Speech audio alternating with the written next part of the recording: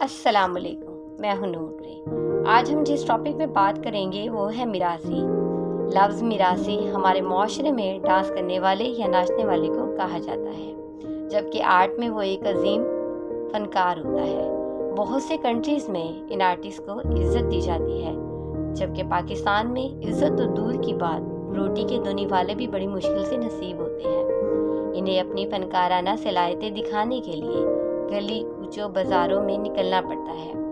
وقت کے ساتھ ساتھ ان کے حالات اور خراب ہوتے جا رہے ہیں۔ گھر کا چولہا جلانے کے لیے انہیں ڈھول کی تھاپ پر ننگے پاؤں زمین پر مارنا پڑتا ہے۔ اپنی روح کو سانس کے ساتھ آزاد کرنا پڑتا ہے۔ وہ چند پیسوں کے لیے کبھی کٹ پتلی بن جاتے ہیں تو کبھی بھنورے۔ ایک لمبی قطار میں بیٹھا ان کا کنبہ ان کا انتظار کرتا ہے کہ کب ہمارا باپ دادا بیٹا گھر آئے گا، پیسے لائے گا اور گھر کا چولہا جلے گا۔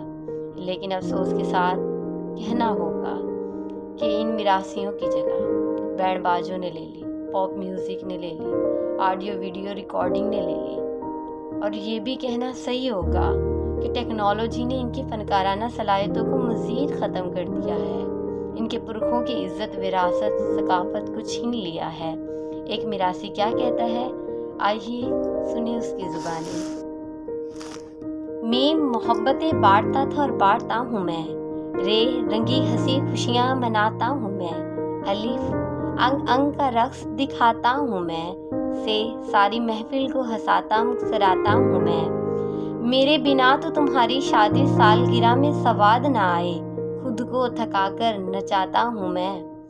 لوگ کرتے ہیں میری ذات پر طرح طرح کی باتیں، میرا ہنر دیکھو انہی کے گھر ڈھول بجاتا ہوں میں کمزاد ہو کر بھی ان کی خوشیوں کا حصہ ہوں، پر اس دن عام سے خاص بن جاتا ہوں میں۔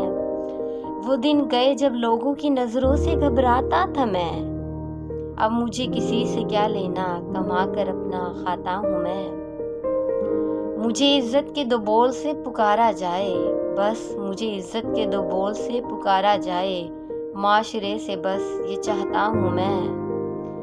یارو عزت کے دو نوالوں کے واسطے، گلیوں محلوں میں نچاتا ہوں میں۔